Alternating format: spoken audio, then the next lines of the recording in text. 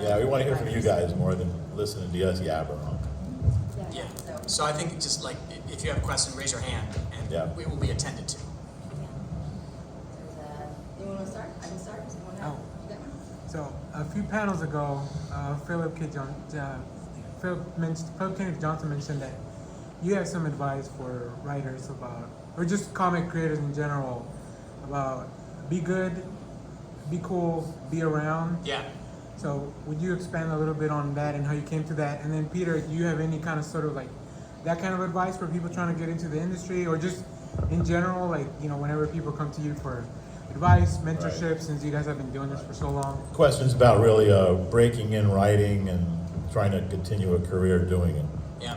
So there's a bunch of different stages of being a comic book writer. And I think the most common stage across the world is not being one, because most people are not comic book writers. And so this is advice that is for that gigantic swath of the population that is not one, and then that tinier fraction that is considering trying to figure out how to be one.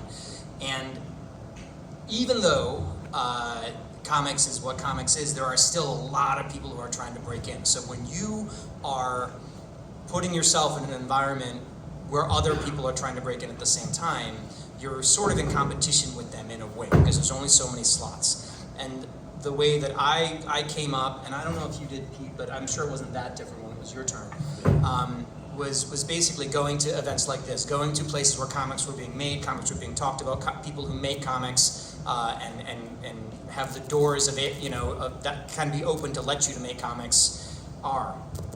And it doesn't happen right away. It's a really long process. It's a process of you learning how to make comics. It's a process of you making comics, but it's also very much a process of you meeting the other people who make comics and understanding the things that you need to do to be given a chance to make, you know, comics at Marvel or DC. And so the advice that I came up with, which is advice that I did, and that's kind of why I give the advice, is the 3 B's, right? Be good, be cool, be around. And be good is pretty self-explanatory. You are not going to be asked to write professional comics unless you are able to create comics at a professional level. Marvel and DC will not train you how to do it. When you come in that door, you need to be able to do it. Image Comics will not like hold your hand. Honestly, no professional comics company will publish your comic unless it's publishable, because nobody wants to lose money. So even though comics are comics, but so just work on your craft, you know, and don't just show it to people who are like, you know, your mom or your best friend, right, who are going to give you nice feedback even though it's not quite there yet. Learn how to do it, and learn how to do it really, really well, so that and being honest with yourself, whatever you've done is as good as anything you see on the stand at the comic shop. That's be good. Be cool. Second B. Be cool is about, like, in comics is like, it's a very small crew. It's a very small crowd. It's a very small world.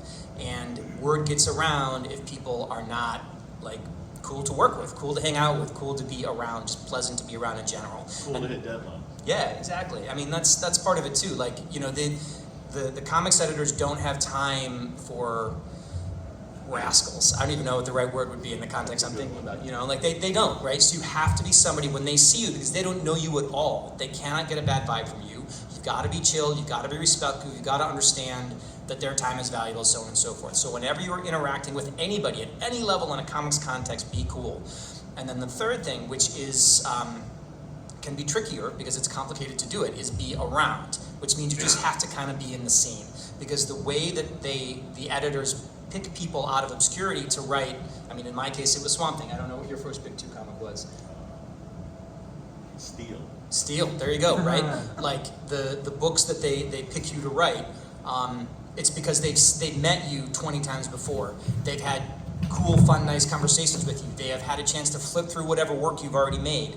And you've just been around in the scene for a while, and the vibe has never been bad. Nobody's telling stories about, oh, that guy, oh, you heard what Charles did? Nobody ever told stories like that about me because I didn't do bad stuff. And so if all of those things come together, and in my case, that coming together took, I mean, from the day I started thinking, oh, I'm going to make comics, to the day I was actually asked by DC to write Swamp Thing was 8 years. So it's a very, very long process, but I don't think you can get around any of those 3 things. So there you go.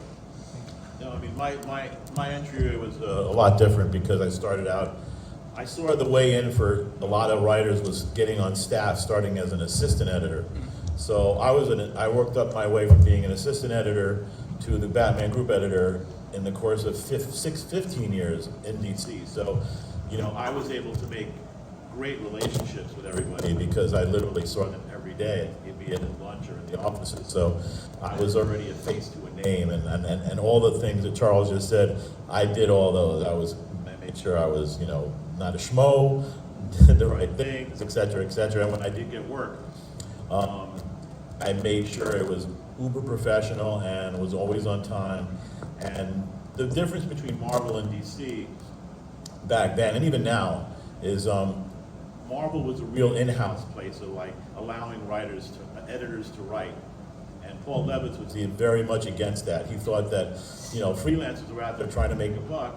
You had better well be damn good if he was going to take somebody's, you know, food out of somebody's mouth who's trying to make a living, keep a roof over their head. So Paul took me to lunch the first, like after I think I'd done a couple showcase issues and 2 issues of Steel. And he said, hey, you know, I know that we do bring in guys from staff every once in a while. And he said, so your stuff is very good right now, but he says, the minute I smell you hacking it out just for the buck, boom, you're gonna be out. So I was like, thank you for the pep talk. And I always just kept my standards high. And I got into writing full time because after all those years on staff, I was looking for my next writing job at DC.